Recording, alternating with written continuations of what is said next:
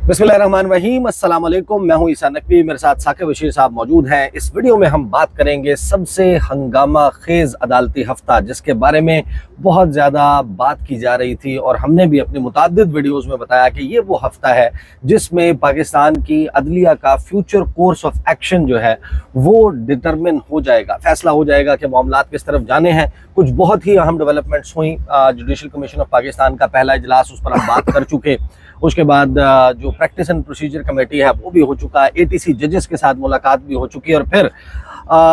जुमे के दिन जो आखिरी दिन है अदालती हफ्ते का, उसमें दो बहुत ही अहम इजलास हुए हैं। जुडिशल कमीशन ऑफ पाकिस्तान का दूसरा इजलास जो सिंध में आईनी बेंचेस के क़याम के हवाले से था, और फिर जुडिशल कमीशन ऑफ पाकिस्तान का इजलास, I think one of the most important meetings जो होना थी, जिसमें ख़ास तौर पर जो 6 जजेस हैं इस्लामाबाद हाई कोर्ट के, उन्होंने मदाखलत की शिकायत से भरपूर जो ख़त काजी फ़ाइज़ ईसा के दौर में लिखा और फिर उसके नतीजे में उनके खिलाफ रेफरेंसेस की शिकायत की, मीडिया पर उनकी किरदार कुशी की मुहिम वो ज़ोर पकड़ गई। उस मामले के ऊपर कुछ बहुत ही अहम फैसले होना थे। इस वीडियो में ज़रा हम एक एंगल है ये कि इन दो इजलासों में क्या हुआ, इसको डिस्कस करेंगे और फिर आखिर में सबसे इम्पॉर्टेंट और चुभता हुआ सवाल जो मैंने कहा था कि इस अदालती हफ्ते के बाद जो नए चीफ जस्टिस हैं, जस्टिस याहिया आफरीदी, जिनको ये समझा जाता है कि वो बिल्कुल ही गैर मुतनाज़ा जज है, मैंने ये कहा था कि इस हफ्ते में जो भी एक्शंस होंगे उनके नतीजे में वो किसी एक के लिए मुतनाज़ा हो जाएंगे और दूसरे के लिए वो गैर मुतनाज़ा रहेंगे। तो पहले हफ्ते के इख्तिताम पर वो किसके हीरो बने हैं, वो हुकूमत के हीरो बने हैं या वो अपोजिशन के हीरो बने हैं, इस पर भी साकिब साहब से राय लेंगे। साकिब बशीर साहब, मेरा ख्याल है कि जुडिशल कमीशन ऑफ पाकिस्तान के बजाय हम बल्कि जुडिशल कमीशन ऑफ पाकिस्तान से ही स्टार्ट कर लेते हैं। सुप्रीम जुडिशल काउंसिल हम फिर बाद में करते हैं, बताइए। जुडिशल कमीशन ऑफ पाकिस्तान जो जिस तरह सुप्रीम कोर्ट में आईनी बेंचेस की तश्कील की गई थी और वहाँ पे कुछ यूँ हुआ था कि चीफ जस्टिस और ये जस्टिस मंसूर अली शाह, उनकी ये राय थी कि टॉप 7 जो सुप्रीम कोर्ट के जजेस हैं उनको आईनी बेंच जो है वो डिक्लेयर कर दिया जाए। और उसके बाद ये रोटेशन भी चलती रहेगी, लेकिन हुकूमत नहीं मानी। और हुकूमत मानी इसलिए नहीं है कि वो बात वही है ना कि वो कहते हैं कि 26वीं आईनी तरमीम हमने की किस लिए, कि हम जो है वो अगर वहीं पे जस्टिस मंसूर भी होंगे और जस्टिस मुनीर भी होंगे तो फिर 26वीं आईनी तरमीम हमने की किस लिए है। तो फिर वहाँ पे तो उन्होंने तरद्दुद करने की जरूरत क्या थी, इतना तरद्दुद करने की जरूरत भी क्या थी। और उसमें फिर एक जो सुप्रीम कोर्ट के जज भी उनके साथ आ गए हुकूमत के साथ, जिसकी वजह से 7 मेंबर बेंच जो है बन गया। और उसके बाद जो सिंध में देखा हमने, सिंध हाई कोर्ट में, कि सिंध हाई कोर्ट में आईनी तरमीम के खिलाफ पटिशन गई, उस पटिशन के खिलाफ नोटिस हो गए उस पटिशन पे, और यही सवाल था कि इंडिपेंडेंस ऑफ जुडिशरी का। और वो हाई कोर्ट्स, क्योंकि जब तक कि वहाँ पे करारदाद मंजूर नहीं होती, मतलब अगर इस्लामाबाद में जॉइंट सिटिंग में करारदाद मंजूर नहीं होती, तब तक आईनी बेंचेस का कोई तस्वर नहीं होगा इस्लामाबाद में। इसी तरह तमाम सूबों में भी जो है वो जब तक करारदादें मंजूर नहीं होती, पीपल्स पार्टी ने सबसे पहले जो है वो कदम उठाया और उन्होंने सिंध असम्बली में करारदाद मंजूर कर ली और आईनी बेंचेस के लिए कहा कि हमें सिंध हाई कोर्ट में आईनी बेंचेस चाहिए। अब मामला ये है कि हुकूमत बज़ाहिर ऐसे लगता है कि वहाँ पे उन्होंने आईनी बेंचेस तो बनाने थे, कुछ जजेस के नाम भी सामने आने थे, लेकिन आज जस्टिस जमाल खान मंदुखेल चाइना में है, वो नहीं आए। और इसके अलावा दूसरे जो जज हैं, दूसरे जो मेंबर है पाकिस्तान बार काउंसिल के, अख्तर हुसैन, वो भी आज नहीं आए। 13 मेंबर टोटल है, 13 में से 11 जो मौजूद थे। अब खबर ये आई है कि 11 जजेस में मतलब डिस्कशन हुई, लेकिन कोई कंसेंसस जो है वो डेवलप नहीं हो सका। और उसके बाद ये तय हुआ कि सिंध हाई कोर्ट के 28 जज आईनी बेंच होंगे। मतलब अब जो है वो, अब ये कह सकते हैं सिंपली कि जो जज जैसा केस सुन रहा था, उसके पास आईनी आए या सादा केस आए या जैसा भी आए, वो सुनता रहेगा। उसके लिए अलग से वो रोस्टर बनाने, अलग से जो है वो सिंध हाई कोर्ट के चीफ जस्टिस को ये इस तरद्दुद करने की ज़रूरत नहीं होगी कि आईनी केसेस अलग कर दें और सादा केसेस अलग कर दें या दूसरे नोयत के जो केसेस हैं वो अलग कर दें। तो अब 28 के 28 जज जो है वो सिंध हाई कोर्ट के, तो ये फॉर्मूला सुप्रीम कोर्ट में नहीं अप्लाई हुआ, क्योंकि वही बात वही है ना, वो कहते हैं कि हमने 26वीं आईनी तरमीम फिर अचार डालने के लिए तो नहीं की थी, वो 26वीं आईनी तरमीम कुछ जजों को रोकने के लिए की गई थी, और वो हुकूमत जो है वो अभी तक उसमें कामयाब जो है वो जा रही है। आज की जो ये 28 वाला मामला है, उसमें जहाँ तक मेरी इतला है वहाँ 10 या 12 जजेस जो है वो पिन पॉइंट हुए थे कि उनको जो है वो शायद आनी बेंच डिक्लेयर किया जाए, लेकिन उसकी जो अब जो इजलास के अंदर कहाँ पे आके डेडलॉक हुआ है या क्या मामला हुआ है, ये बड़ा इंपॉर्टेंट है कि आखिरकार जो है वो 28 के 28 जजेस को ये करना पड़ा, लेकिन इनको किया 24 नवंबर तक किया गया है। 24 नवंबर तक ये रहेंगे। 25 नवंबर को सिंध हाई कोर्ट के जजेस या सिंध हाई कोर्ट में आईनी बेंचेस के हवाले से दोबारा जुडिशल कमीशन का इजलास होगा। तब तक जस्टिस जमाल खान मंदोखेल भी वापस आ चुके होंगे और पाकिस्तान बार काउंसिल के जो नुमाइंदे हैं अख्तर हुसैन मेंबर, वो भी वापस आ चुके होंगे और दोबारा से फिर इनको देख कर फिर वो जो है वो आगे बढ़ेंगे। अब मामला जो है वो जुडिशल कमीशन, अब जो भी मामला होने हैं आगे भी चलकर वो सारे जुडिशल कमीशन ने ही देखने हैं। अभी भी जुडिशल कमीशन जो है वो सुप्रीम कोर्ट में जो आईनी बेंचेस हैं जो 4-5 रोज पहले बने थे वो भी अभी एक्टिव नहीं हुए। मतलब जस्टिस जमान खान मंदोखेल चाइना में वो वापस आएंगे, वो प्रॉपर जो है उन्होंने केस मार्क होने हैं, बेंच बनने हैं, उनकी कमेटी बैठनी है, उनकी कमेटी बैठनी है। जस्टिस जमाल है, उसमें जस्टिस मोहम्मद अली मजहर है और जस्टिस अमीनुद्दीन खान तो हैं ही हैं। उन्होंने अपने आप को वोट देकर वो बेंच में आए, तो वो तो मतलब बहुत जरूरी है। सही। उसके बाद जो सबसे ज्यादा नजरें थी वो इस बात पर थी और वाइडली रिपोर्ट भी किया गया कि जस्टिस याया अफरीदी ने चीफ जस्टिस बनते ही उन 6 जजेस से मुलाकात की जिन्होंने खत लिखकर काजी फाइज ईसा साहब के दौर में 25 मार्च को उन्होंने खत लिखा, काजी फाइज ईसा से मुलाकात की और फिर उस खत के मदरजात सामने आए और उन्होंने बताया कि हमें किस जबर का सामना है, क्या कैमरे लगाने से लेके अगवा, टॉर्चर, प्रेशर, दबाव, हर चीज़ का सामना है। और उन्होंने चिट्ठी लिखी थी, अर्जी की थी सुप्रीम जुडिशल काउंसिल से कि आप हमें बताएं कि ऐसी सूरत हाल में हम क्या करें।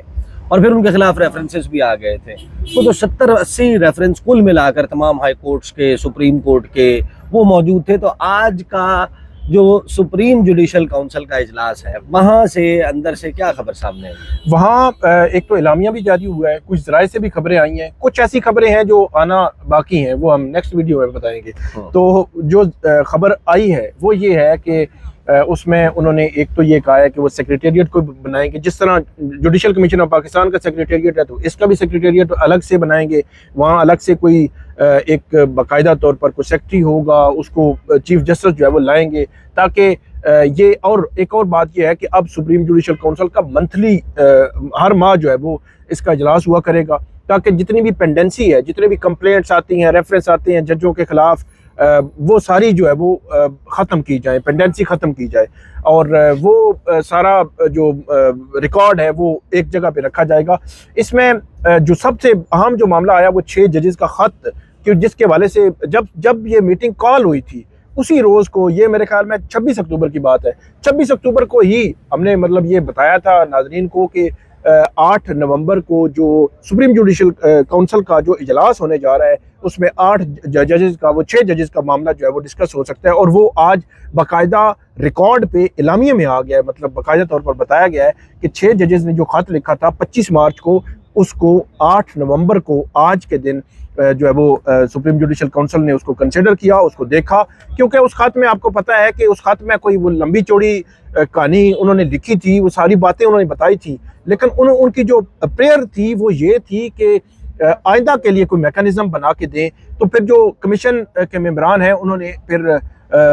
जो आइंदा के लिए मैकेनिज्म बनाने के हवाले से उसमें डिस्कशन हुई। इसमें एक और हम बता दें देखने वालों को, चीफ जस्टिस से Yahya Afridi, justice Mansoor Ali Shah, justice Munib Akhtar, chief justice Amir Farooq और justice Hashim Kakar Balochistan high court के, मतलब 2 सीनियर 3 जज जो चीफ जस्टिस होते हैं हाई कोर्ट्स के और 3 जो है वो सुप्रीम कोर्ट के जजेस थे। तो ये 5 मेंबरान थे। तो उन्होंने फिर इस पे डिस्कशन की कि इसको क्या मैकेनिज्म हो सकता है, कुछ ज़ाब्ता अखलाक क्या हो सकता है कि आइंदा से कोई रोकने के हवाले से कि इसको कैसे जो है वो रोका जाए। और उसमें फिर उन्होंने ये भी कहा है कि एक का अपना कंडक्ट इन क्वेश्चन था ना, जस्टिस आमिर फारूक जिनके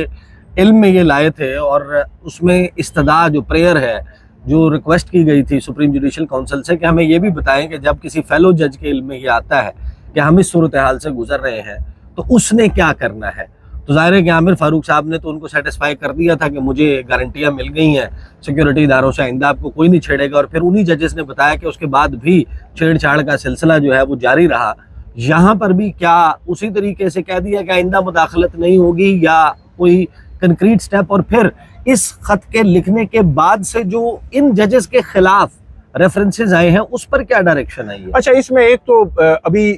फाइनलाइज नहीं हुआ कि जो कोड ऑफ कंडक्ट होगा क्या, कि जजेस को अगर मुदाखलत का सामना होता है, या जिस तरह 6 जजेस को जिस किस्म की सिचुएशन का सामना हुआ, तो उन्होंने आइंदा से उसको कैसे हैंडल करना है, इसके हवाले से अभी उन्होंने कहा है कि इस पर हम मज़ीद इस पर बहस होगी। नेक्स्ट जो इजलास होगा नेक्स्ट मंथ को, मतलब दिसंबर में, उसमें दोबारा से इसको देखेंगे, दोबारा कंसिडर करेंगे, उसके बाद कोड ऑफ कंडक्ट जो है वो बनना है। एक बात उन्होंने की कि जो इंस्टीट्यूशंस के हेड्स हैं उन पर भी जजेस का कोड ऑफ कंडक्ट जो है वो लागू होता है। वो अब उसकी सेंस क्या है, वो समझ जो मेरी समझ में आई है वो यही है कि मतलब वो जो आप अगर मुदाखलत करेंगे तो उसका उस पर कोई भी एक्शन उन्होंने लेना है वो ले सकते हैं, या आप भी बाउंड हैं कि आप जजेस को कहीं पे इंटरप्ट नहीं कर सकते या जजेस को हरासा नहीं कर सकते, किसी मामले में आप जो है वो उनको इन्फ्लुएंस नहीं कर सकते। तो ये उन्होंने कहा है, लेकिन उसमें कंक्रीट अब कोड ऑफ एथिक्स या कोड ऑफ कंडक्ट क्या होगा वो आइंदा इजलास में आएगा। दूसरी जो बात आपने की, क्योंकि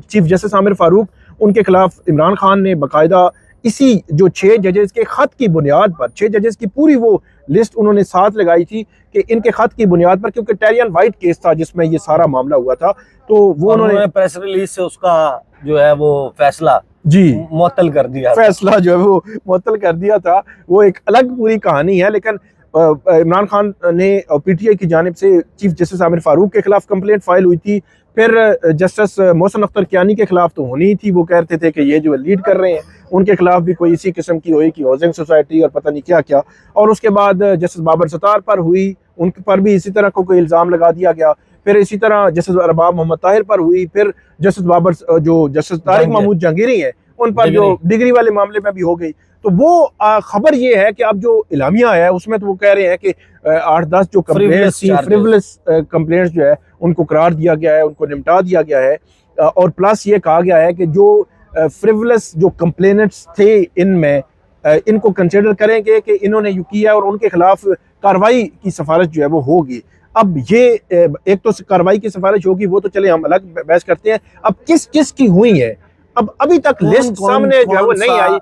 कौन सा रेफरेंस फाड़ कर कूड़ेदान में फेंक दिया गया है, अभी तक लिस्ट सामने आई, लिस्ट सामने नहीं आई। हम भी कोशिश कर रहे हैं, क्योंकि सुप्रीम जुडिशल काउंसिल का जो इजलास है नाज़रीन, सबसे जो सोर्सेज होते हैं हमारे, हम पहुंचने की कोशिश करते हैं कि फाइल जो है वो कहाँ से जो है वो निकली, फिर किस ऑफिस में गई, फिर उससे किस ऑफिस में गई, तो उसके बाद मीटिंग में कौन था, तो मीटिंग में वापसी से कौन निकला, तो कहीं ना कहीं साफ़ी का सोर्स जो है वो होता ही है, दरमियान में खड़ा होता है, वो पता चल जाता है। तो इसमें मसला ये होता है सुप्रीम जुडिशल काउंसिल के इजलास में कि 5 जज थे, 5 जज ही बैठ के सारा कुछ कर रहे थे, उसमें भी 1 2 3 3 तो चीफ जस्टिस थे और 2 सुप्रीम कोर्ट के सीनियर जज, तो 5 जजों ने ये मीटिंग की। तो उस मीटिंग में अब मुतज़ाद इतलात हैं, कुछ जो है वो मतलब ये आ रही है कि जैसे जहांगीरी जो है उनके खिलाफ कंप्लेंट जो है वो क्लोज कर दी गई है, बाज़ की है कि नहीं है, मतलब ये फेक न्यूज़ है, लेकिन अभी कंफर्मेशन जो है वो इसकी रहती है। अब दूसरा मरला है कि जस्टिस कियानी है, जस्टिस बाबर सत्तार हैं, जस्टिस अरबाब हैं, चीफ जस्टिस आमिर फारूक हैं, इनमें से एग्जैक्टली किस किस के जो है वो कंप्लेंट्स इनके खिलाफ जो है वो उसको डिस्पोज ऑफ कर दिया गया है। मेरा ये ख्याल है कि हम बजाय इसके कि उसके र्यूमर्स पे जाएं, ये ऑथेंटिक चीज आएगी तो फिर जो है वो पता चलेगा कि ये मामला जो है वो किस तरफ आउटलुक क्या है। चीफ जस्टिस याहिया अफरीदी 26 अक्टूबर को हल्फ उठाते हैं, हल्फ उठाने के बाद जब तक वो खत सामने नहीं आता प्रैक्टिस एंड प्रोसीजर कमेटी का, जिसमें जस्टिस मंसूर अली शाह और मुनीब अख्तर साहब ने मुनीब अख्तर साहब के चैम्बर में समाअत करके प्रैक्टिस एंड प्रोसीजर कमेटी की बाय मेजॉरिटी डिसाइड किया, रजिस्ट्रार को कहा कि 4 नवंबर को फुल कोर्ट 26 आईनी तरमीम के लिए लगा दें। वो जब तक इंफॉर्मेशन सामने नहीं आई थी उस वक्त तक अपोजिशन के लिए जस्टिस याहिया अफरीदी एक हीरो बन चुके थे और हुकूमत की सफ़ों में हलचल नजर आती थी, परेशानी थी, पसीना पहुंचते थे, एक कॉर्नर दूसरा कॉर्नर, और लग रहा था कि जैसे इस हुकूमत का धड़म तख्ता हो जाएगा, कुछ ही वक्त लगेगा। लेकिन जैसे ही वो इतला सामने आई तो फिर वाइस वर्सा हो गया मामला। हुकूमत का कॉन्फिडेंस उरूज के ऊपर नजर आया। हुकूमत के जो बड़े करीबी सहाफ़ी हैं वो अपने कहे ट्वीट करते रहे, और फिर जो अपोजिशन है पीटीआई ख़ास तौर पर, उसने बड़े शकूक का इजहार शुरू कर दिया। लेकिन क्या अभी तक जो पहले वीक का आउटलुक है उसने हमें अगले 3 साल की अदलिया का क्या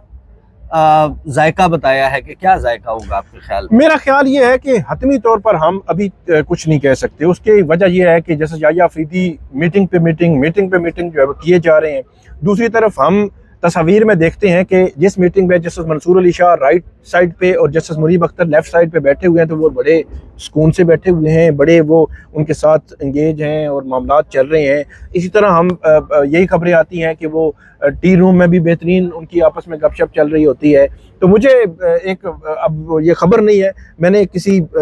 अच्छे भले जो खबरें रखने वाले बंदे से पूछा, मतलब ये अदालती महाज पे ही, मैंने कहा ये क्या चक्कर है, मतलब कुछ यार अच्छी भली चीज़ें वो 26 अक्टूबर की हमें पता चला कि मतलब बड़े स्ट्रीम लाइन हो गए हैं और जज मुतहद हो रहे हैं और जज अफरीदी बड़ी कोशिश कर रहे हैं, तो ये क्या चक्कर क्या है? 31 अक्टूबर का खात, फिर 4 नवंबर की फुल कोर्ट, फिर दूसरा खात, फिर अजीब सी एक सिचुएशन। तो उस बंदे ने मुझे कहा, उसने कहा कि ये भी तो हो सकता है ना कि आप जो है वो हम आमने सामने ही बैठे हुए हो, तो आपने कहा हो कि यार मतलब आप कुछ चीज़ें रिकॉर्ड पे तो ले आए ना, बाकी चीज़ें तो बाद की हैं, मतलब आप कानूनी तौर पर, तो उन्होंने कहा कि या अफरीदी जो है वो नहीं कर सकते थे ना, मतलब फुल कोर्ट नहीं बुला सकते थे। जब लॉ ऑफ लैंड मौजूद है तो फुल कोर्ट आनी उधर से ही है, लेकिन कम से कम चीज़ें को रिकॉर्ड पे तो आ जाए ना। तो फिर 31 अक्टूबर का खत भी आता है, फिर मीटिंग भी हो जाती है, 4 अक्टूबर के लिए वो भी हो जाता है। तो ये एक बहरहाल जो कहने वाले जो है वो कह रहे थे तो कि ये भी एक पॉसिबिलिटी है। अब हतमी तौर पर हम नहीं कहते कि ये पॉसिबिलिटी, लेकिन जो आपने एग्जैक्टली सवाल पूछा कि उससे जो रुख है क्या क्या मुतय्यन हम कर सकते हैं नहीं कर सकते, उसकी वजह ये है एक बड़ा चैलेंज वो अभी तक बाकी है, वो हम जब नेक्स्ट वीडियो में बात करेंगे, क्योंकि अब मेरा ख्याल है कि जिसको हम कह रहे थे कि ये सबसे हंगामा खेज अदालती हफ्ता है, जो यकीनन साबित भी हुआ कि बड़ा ही हंगामा खेज अदालती हफ्ता था, लेकिन जो उसका अपकमिंग फॉलोइंग हफ्ता है ना, उसमें कुछ ऐसा हो गया है। जुमे के दिन आखिरी घंटों में एक ऐसी डेवलपमेंट हो गई है जिससे मेरा ख्याल है कि अब जो next practice and procedure committee का इजलास है, उसमें इस मामले पर शुतुरमुर्ग की तरह रेत में सर नहीं दबाया जा सकेगा, पीरियड। इसको अब हल होना है, तय होना है, किसी एक किनारे लगना है। वो किनारा कौन सा होगा 26वीं आईनी तरमीम का, उस पर इंशाल्लाह हम अगली वीडियो में बात करेंगे। अब तक के लिए इतना ही, इजाज़त दीजिए, अल्लाह हाफिज़।